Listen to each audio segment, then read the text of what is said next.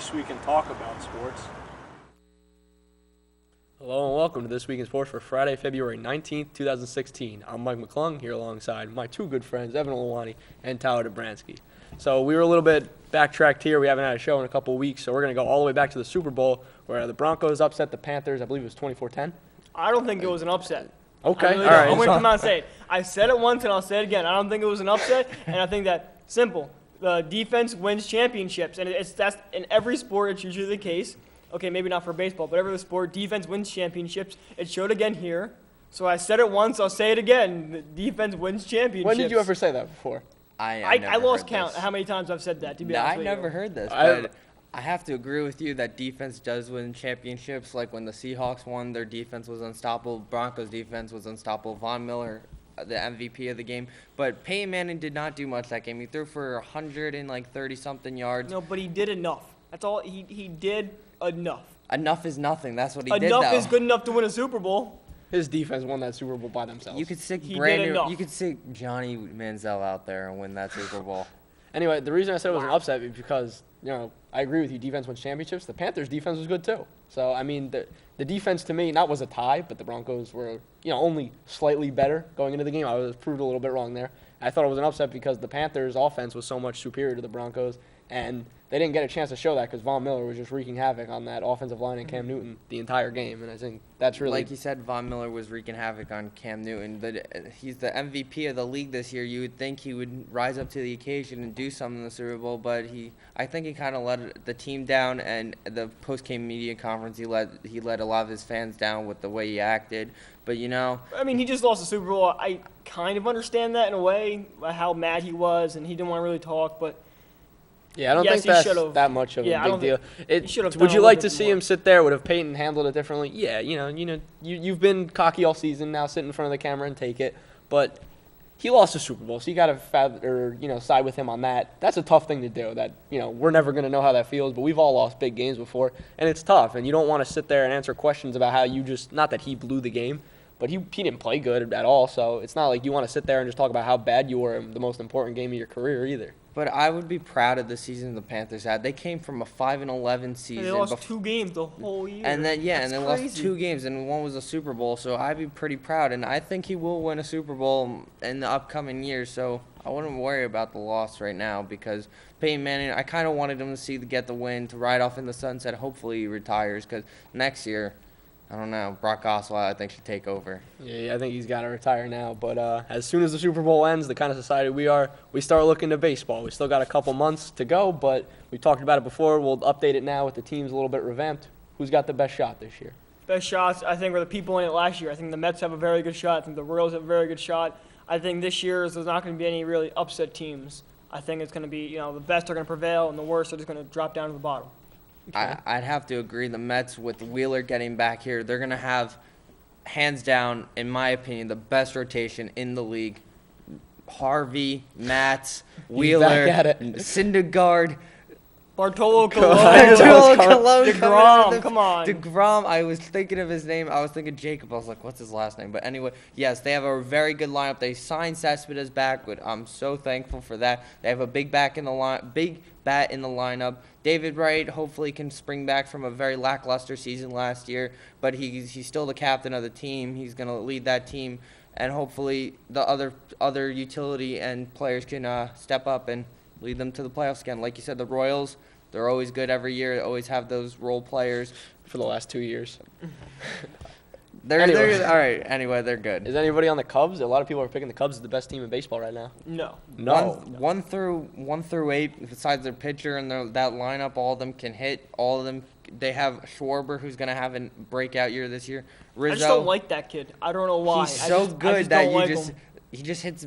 Catchers are not supposed to do that. I don't think we have seen a hitting catcher like that. Evan's completely biased. I think, like Wow. you said. I was going to say something nice about the Nationals too, but maybe I won't now. Of course you are. Anyway, like you said, I don't think there's going to be too many surprise teams. I don't think it's fair to say there's not going to be any. There's always going to be some teams that jump out of there out of nowhere. I think the team to look for, though, is the Cardinals, and they're not really getting that much respect. They lost Hayward, but they're always good. You talk about the Royals being always good. They've always been good for 2 years now. The Cardinals have been good for a long time. and I think that's going to continue this year.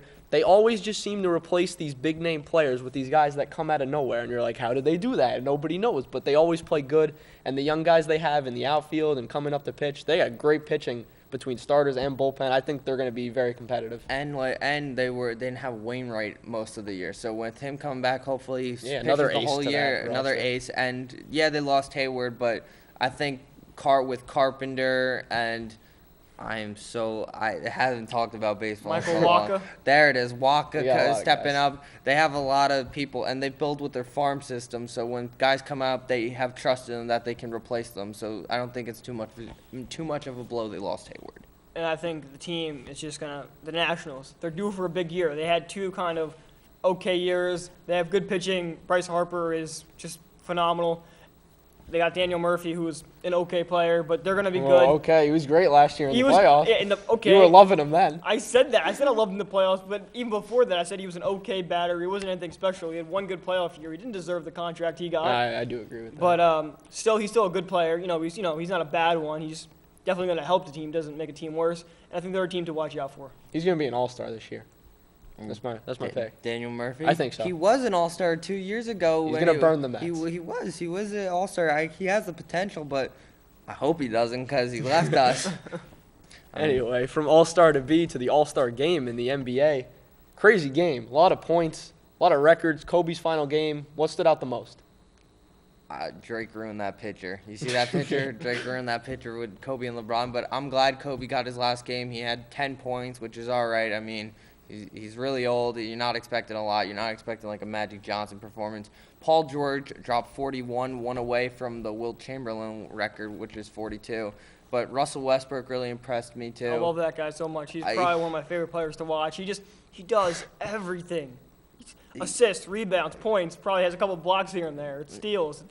Oh my God. And Steph Curry made a half-court shot with the time remaining. He's just dribbling down, like 4 seconds left. He just chucks it up and he makes it. And that's when you know he's the greatest shooter on the planet right now. How about the dunk contest? The dunk contest is back. That was the best dunk contest I've ever seen. And Aaron Gordon probably should have won. We've all established that at this point, right? When you sit down 8 feet in the air, put it through your legs and over. And they said he could have won the 2012 bronze medal at the Olympics with the distance that he jumped in the air, which is ridiculous. That's just something unheard of in a contest like that. The thing with the old dunk contests were good, but now with the new technology, I mean, a mascot was on a hoverboard, and I think that kind of brought elements to it. So now with the new technology, dunks are getting better, and I think that also helped the dunk contest. Plus, it was just crazy. Both deserved to win. I think, like we said, Gordon had an extra couple dunks, but all of Levine's dunks were all 50s, no doubt in my mind. They're just not up to the caliber of just what we saw with Gordon. That's the thing. I think if you have to make one critique about this, you change it from, on a scale of 1 to 50 for the dunk off anyway. Mm-hmm. Just pick the better dunk. Just pick, so you don't have, it was exciting having a bunch of rounds, but really you just want the best dunk to win. You have these guys making things up on the spot. With Gordon's dunk that he put on in that, he should have just won it right there, unless Levine topped him, which obviously he didn't with the dunk ensuing. So just give it to Gordon. Don't make them do it on and on because they're both going to keep putting up 50s until they just run out of ideas, and I think that's kind of what happened. No, I know the dunk contest was one of the greatest of all time, but what about the three-point contest? I liked Devin Booker, the rookie, Kentucky, comes out, challenges the Splash Brothers. When he went to the finals, I was like, I want him to win. I want him to show up Steph Curry and Klay Thompson, but Klay Thompson started hitting him. He won it, though, against Steph Curry. I think we could just say the years to come is going to be either Steph Curry or Klay Thompson to win it. But Devin Booker, exciting talent as a shooter. I don't agree, not necessarily, because about the Curry-Thompson part. Because everybody was so close, and Steph Curry had to make his last shot to get into the final round, and he did. If he didn't make that, he's not even in it. Klay Thompson had a pretty good first round. I think he was first, but everybody was within a couple of points. So that just kind of proves with the three-point contest, it really could go either way because, it's a missed shot here, missed shot there. It's all so close. The margin is so small that I don't think you could definitely say they're going to win it every year because you could really just pick a name out of a hat. I mean, yeah, they have the advantage because they're just better pure shooters, but I don't think you could just say they're going to win every single year. I have to disagree with you because all right, Steph Curry, not this year, the year before that, he made 12 shots in a row, okay? Yes. This year, I know he had to make that last shot to get in, but he still made it in. He still challenged Klay. Klay had to beat him with the last 3 shots, which he did end up making because he made his last 6. But it was close. Listen, it's not bottom like line, they're both amazing shooters. And they're both on the same team. They're both, and that's the scary part. they're both on the same team that is challenging the Bulls for the record for the most wins in a season, 96 Bulls. Yeah, 95, 96. 95, yeah, going into the 96 season. My bad there. Are they going to do it? Yes. I think so. No, that's all I have to say. Yes. No. No. Okay. The hype is gonna get to them. They have four No, it's wins. not. They have four No, losses it's right not. now. They have 4 losses. Okay. 82 games in the season. Split that up. You have 41 games left after the All-Star break. The hype is gonna get to them. They still play the Spurs again. They have less than 41 games. Yeah, it's not like even. 30. Okay, maybe well, they played some 25, okay. 27. Okay, ready? Go on. Okay. They still play the Spurs again. They still play the Cavs. And they beat them by 30. That was home. That was home. Okay, They're playing the and Spurs at home They're now. still the same team, home and away. They're still very They're good. going to lose more than 6 times. They're going to either tie the record or they're not going to get the record. I just want to move on right now because I didn't even get to talk yet. No, because Tyler is making a bad point. Okay, Tyler's wrong. Oh. Even if they do get the record, the 95-96 Bulls is a better team. We can't say that. We can't sit here and compare that one team's better than the other because they've never played each other. We can only go by stats and you know it's what? all Let's play them in different 2K. Put them in 2K. now. Simulate it. No. 2K does not justify how good Michael Jordan or Steph Curry is. That's the only way I can do it now. Michael Jordan's like 53. His birthday just came up, but he can't play anymore. Okay, go on, Mike. I don't know what's going on right now. I think they're going to break the record Yes, because they're a really they good are. team. And they only play a couple of tough games from here on out. They have a lot of them at home, so I think they're going to break the record. Thank you. That's They all I don't have now. to say I hope on they don't that. now. I'm going to get so much. Well, in college basketball anyway, nobody's as good as the Warriors, to say the least. Nobody's really standing head over heels above everybody else. There's a lot of average teams right now. I love it. That Everyone's makes just it exciting, losing. right? It makes it 10 times more exciting. You can see we saw Minnesota 0-13 in the Big Ten beat a Penn State team Maryland team last night. That's crazy. Number 6. What? That's just What about Duke coming back? Duke? They're number Oh 20. my They God. lost like 3 straight. North Carolina. Okay, they won 3 straight going into the game. But they had 3 straight losses in the season. Okay, That's what I was trying to get to.